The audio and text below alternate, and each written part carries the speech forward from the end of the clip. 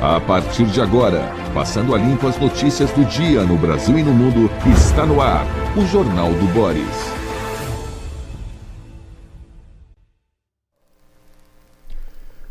Bom dia, muito bom dia. Está no ar o Jornal do Boris. O Jornal do Boris é um sobrevoo pelos principais acontecimentos do Brasil e do mundo a partir das primeiras páginas dos jornais. Os jornais hoje, todos os grandes jornais brasileiros, do circuito São Paulo, Rio pelo menos, estão dando na manchete um acontecimento da Hungria, que é a derrota de Orbán nas urnas depois de 16 anos comandando aquele pequeno país europeu, mas que tornou-se importante como uma espécie de ícone da extrema-direita mundial. Vamos ver as manchetes. O Globo está aqui. Orbán é derrotado nas urnas e deixa poder após 16 anos. Referência da extrema-direita global, líder reconhece vitória da oposição. A oposição impôs ontem derrota avassaladora ao partido do primeiro-ministro da Hungria, Viktor Orbán, que deixará o poder após 16 anos de um governo que minou instituições, foi abertamente anti-europeu e serviu de inspiração para a extrema-direita global. Com o comparecimento recorde de 77,8% dos eleitores às urnas, o partido oposicionista de direita TISA deverá conquistar 138 das 199 cadeiras no parlamento. O novo premier será Péter Magyar, advogado de 45 anos, que é ex-aliado de Orbán, pró-Europa e contra o alinhamento automático a Moscou. Os resultados são dolorosos, mas inequívocos. Serviremos a nação húngara na oposição, admitiu Orbán.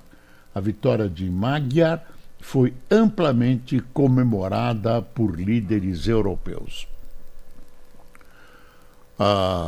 Evidentemente, há ligações da extrema-direita promovida por identificações ideológicas do Orbán com o Bolsonaro, com o próprio Trump, que fez campanha para ele, e com a extrema-direita europeia, Le Pen, etc. Ele era uma espécie de osso entalado no pescoço da União Europeia.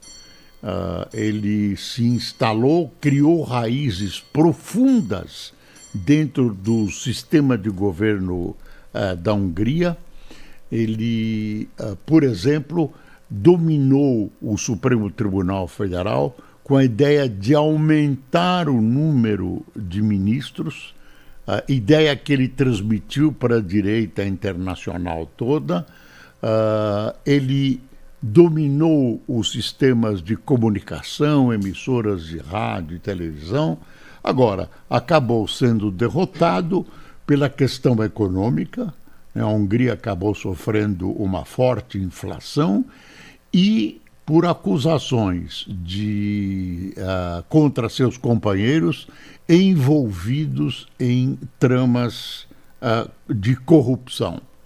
Quer dizer, esse binômio corrupção mais economia, com uma questão inflacionária, acabaram derrubando Viktor Orbán e levando um pouco mais para o centro, né, a paisagem ideológica da Hungria.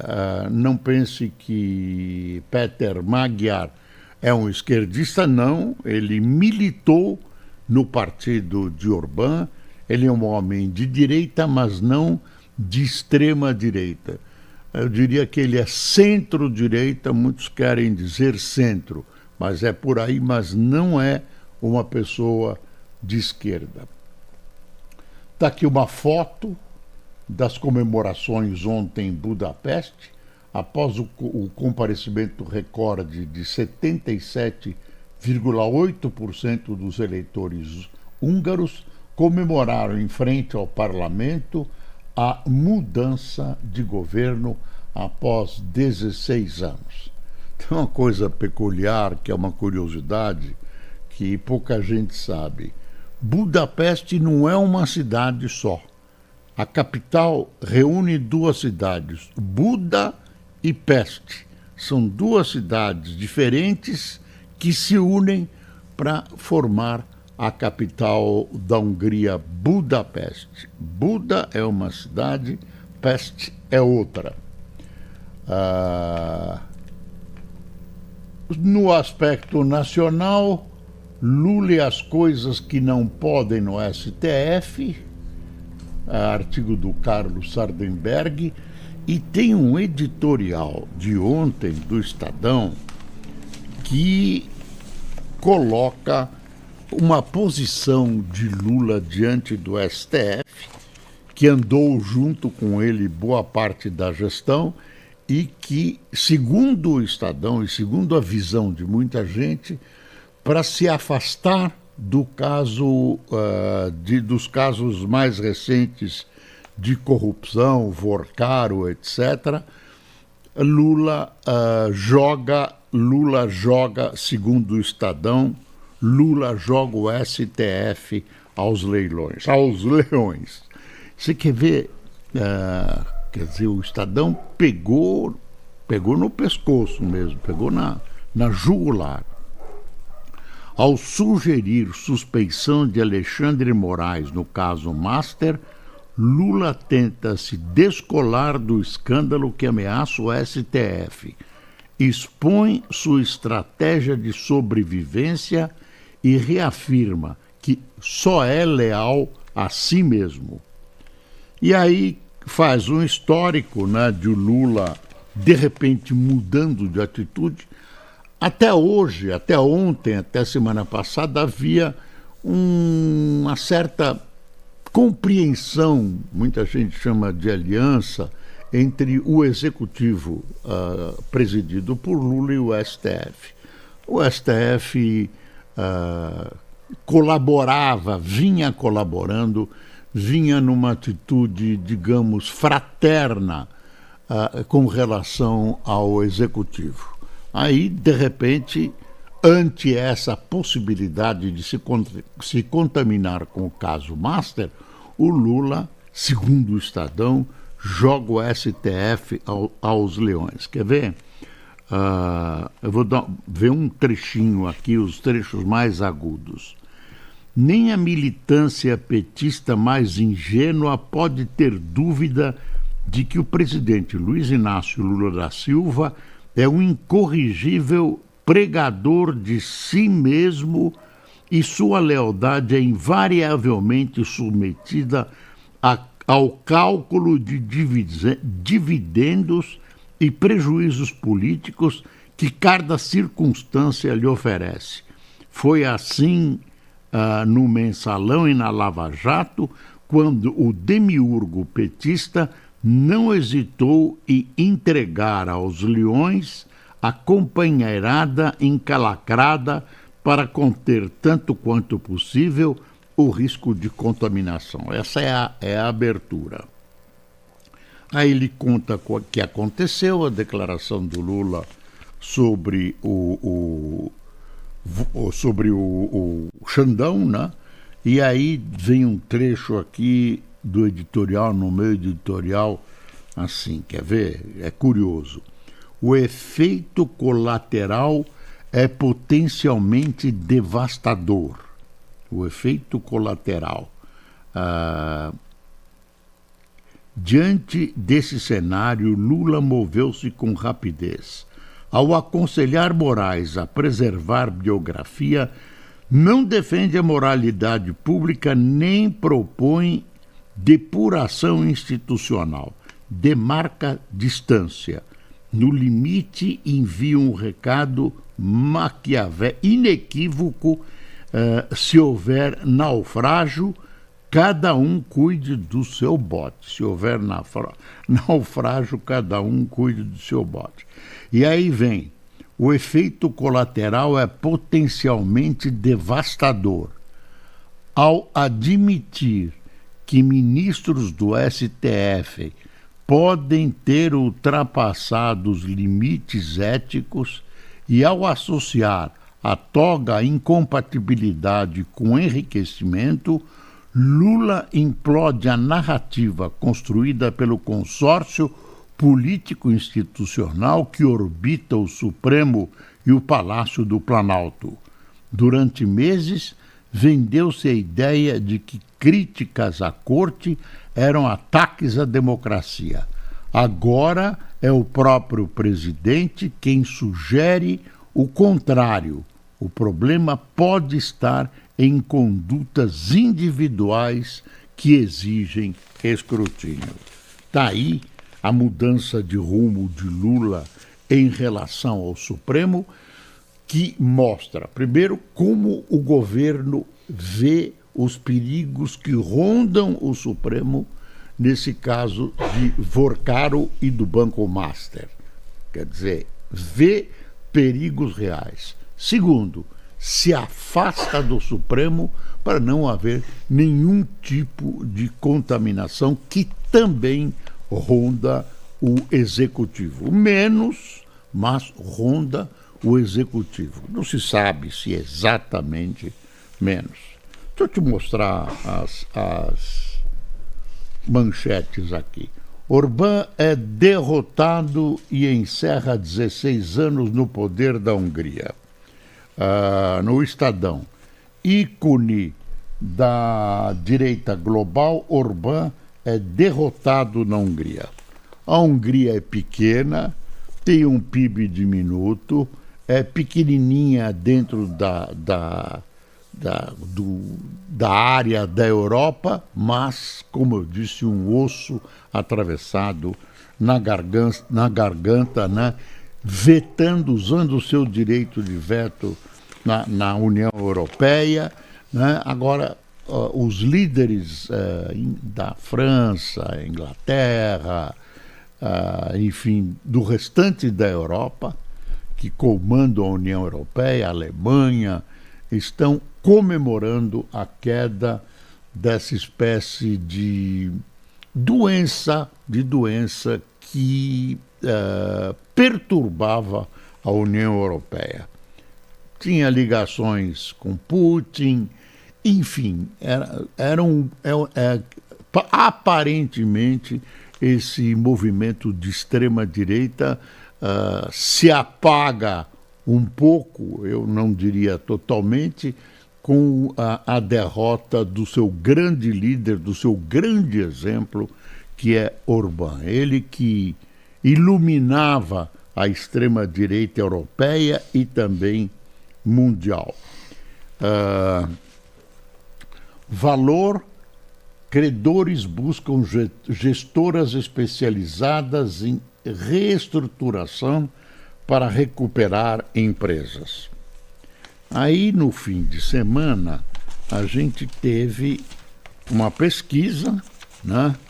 Lula perde vantagem, empata com Flávio, Caiado e Zema no segundo turno, diz Datafolha.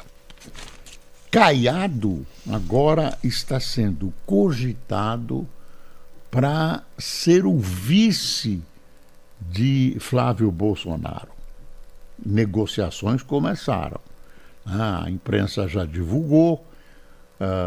Caiado tem uma boa imagem em Goiás, se expressa muito bem, pode compensar falhas na educação política e da inexperiência de Flávio Bolsonaro, né? Ele tem experiência política, tem uma boa retórica, uma boa imagem, né? Agora, tem uma notícia da saída dele do governo que me decepcionou. Ele ele sai do governo, tá aqui, ó, tá aqui na Folha. Você quer ver? Caiado deixa cargo e 10 parentes ficam no governo de Goiás. E realmente essa coisa de parentesco não me é simpática, eu acho que nem a você, né? Uma coisa degrada a política, né? É assim, quer ver? Pré-candidato à presidência pelo PSD, Ronaldo Caiado deixou o governo de Goiás no último dia 31 de março, mas ao menos 10 parentes permaneceram em cargos comissionados. São 9 primos e o marido de uma prima do ex-governador presidenciável. Ele diz que contratações seguem a legislação. Conversa, né? Tudo que segue a legislação, nem tudo que segue a legislação é moral e ético. Quer dizer, você assumir um governo para dar emprego, ou por mais que sejam competentes, arranjar um lugar para um parente seu, realmente não é das melhores coisas. Não é das melhores coisas. Eu conheço políticos, vivi com eles, alguns dramas. A pessoa ascende, chega a um cargo e é pressionado pela família. É pressionado pela família, olha, fulano está desempregado, fulano está no desvio, você agora é prefeito, é governador. E eu conheci alguns os que eu conheci, outros devem ter feito a mesma coisa, dito, olha, realmente não tem parentes aqui no meu galinheiro, não tem parente, não cabe parente. E parente acaba prejudicando. Parente acaba prejudicando, né? Acaba levantando o nariz, acaba tentando mandar, usa o fato de ser parente, sempre prejudica. Um político bem paulistano, não? Um político polêmico paulistano, também tinha, até ele, né, tinha essa visão, que era o Paulo Maluf. Se recusou a levar qualquer... Eu trabalhei com um prefeito, fui secretário de imprensa de Figueiredo Ferraz, também não levou ninguém. E havia pressões, sempre há pressões familiares, né? Sempre há pressões. Eu também, modéstia à parte, não levei nenhum parente. Tinha parentes no desvio, mas não levei porque não é o caso. É uma coisa muito ruim. E, além disso, pode te prejudicar. Além do fato em si, de ser um fato de moralidade duvidosa, né? Além disso, pode te prejudicar. Então, é o fim da picada. E aí eu mostro a minha decepção com uma figura excelente, que é o Caiado, que, de repente... Alguém brinca aí dizendo que ele pode ser a vice, a vice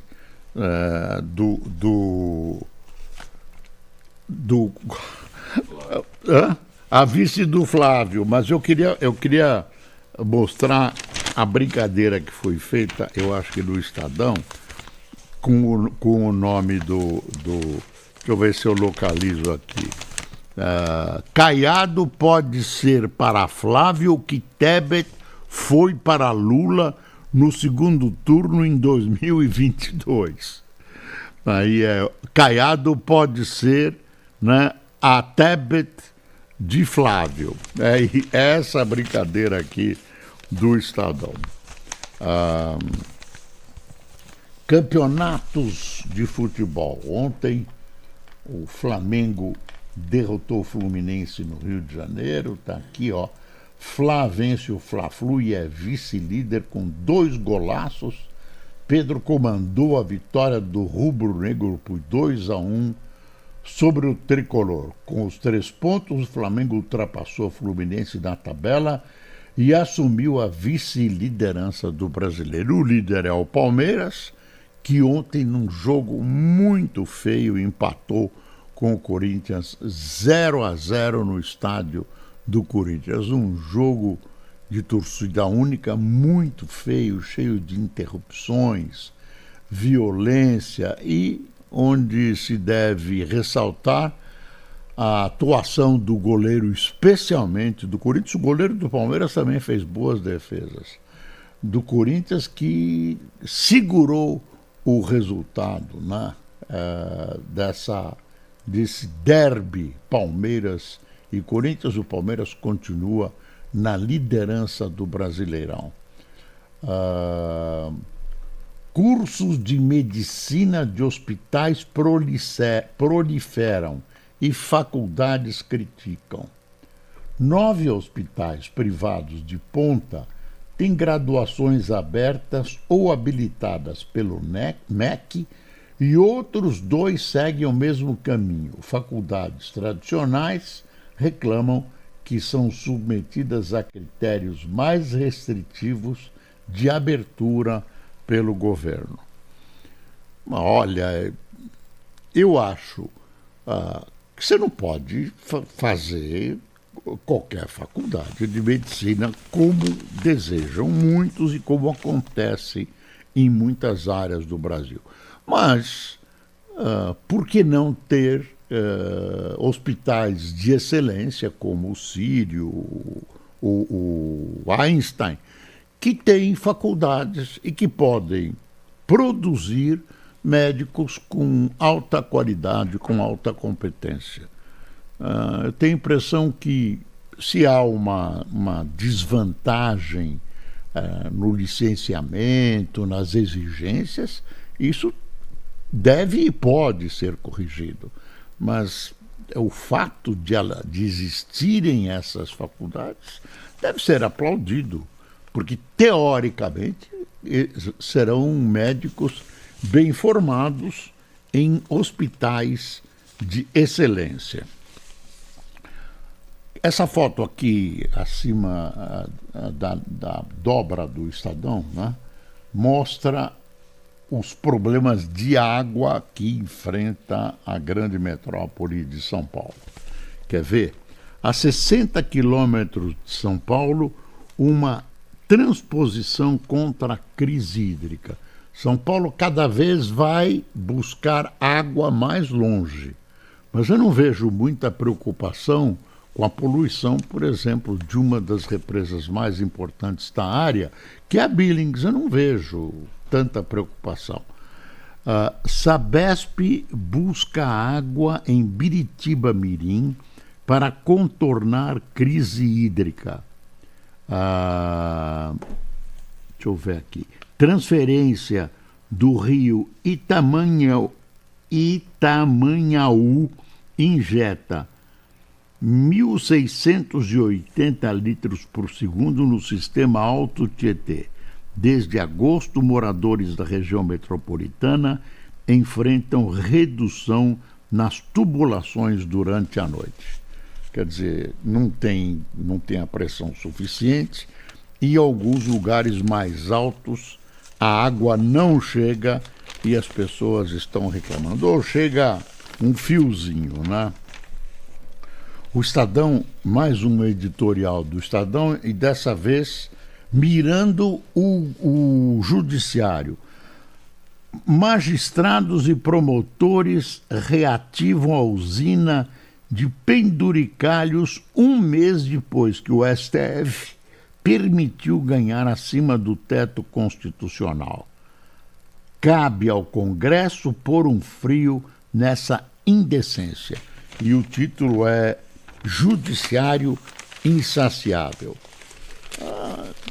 Eu acho que as lideranças das organizações de juízes precisam realmente dar uma moderada nas suas atitudes.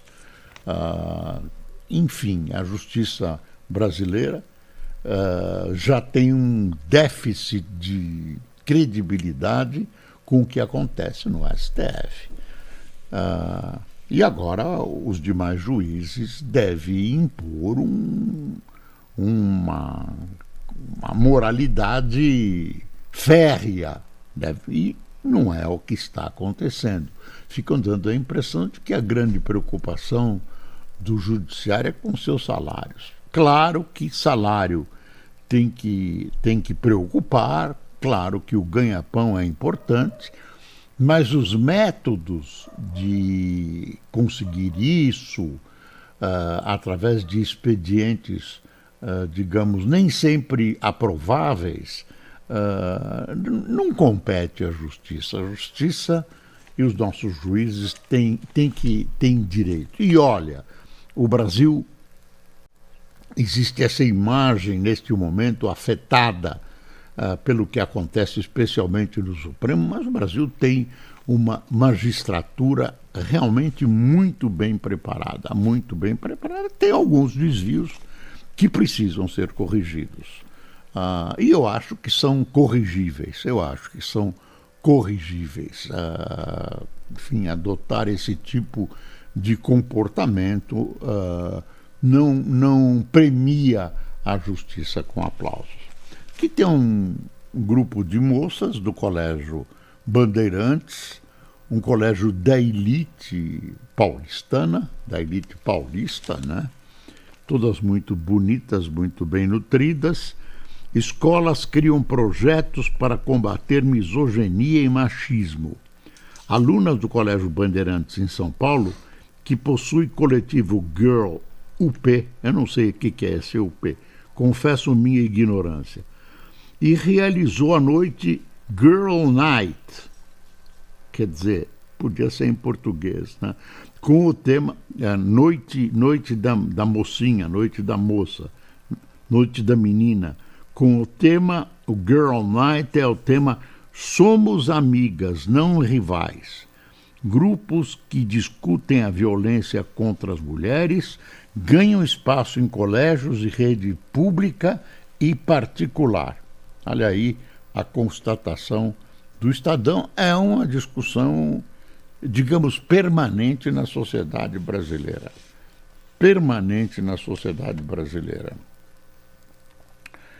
Tem uma coisa aqui, uma entrevista do Theo Hayashi, né, um líder evangélico.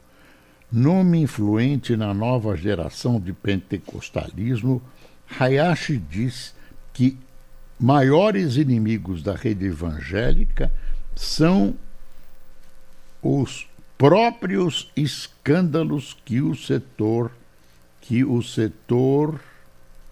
ainda carece de maturidade. Tá aí.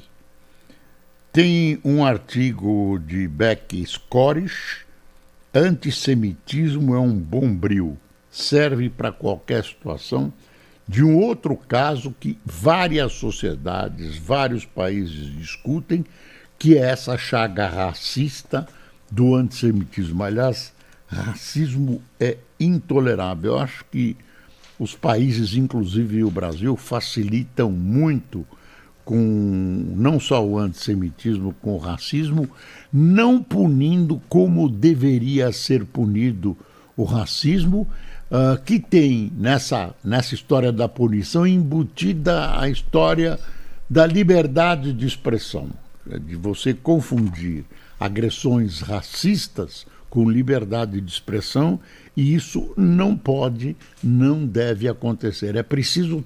É difícil, mas é preciso traçar uma linha clara e punir. Ninguém pode entrar na cabeça das pessoas. Se você não gosta de negro, não gosta de judeu, problema seu, mas não externe, nem propague isso, nem defenda isso publicamente. Isso não é... Tem muita gente que diz que é liberdade de expressão. A liberdade de expressão, nada. É xingamento, é ódio. Pô, estamos chegando no final. Ainda tinha muita coisa para falar. Pessoal, quem tomou cafezinho conosco? O Eduardo Ângelo, Cássio Machado, Tatiana Antunes, Nelson Camargo, Esperança Espósito, Maria Ângela, Denise Silva, Cláudio Cardial, Luiz Andreoli, Humberto Massotti, Assis Barros, Sidney Pereira, de Itacoatiara, Altamir Aragão, do Recife, Márcia Carneiro, de Assis, Carlos Nascimento, de Belém do Pará. Pensei que fosse o Carlos Nascimento, que era da Globo, que hoje tem um navio no Rio Tietê. Nosso companheiro, grande amigo e competentíssimo apresentador, faz falta à televisão, Carlos Nascimento. Pessoal, muito obrigado por sua companhia. Tenha uma ótima semana e não dá para esquecer. É preciso passar o Brasil a limpo. Bom dia.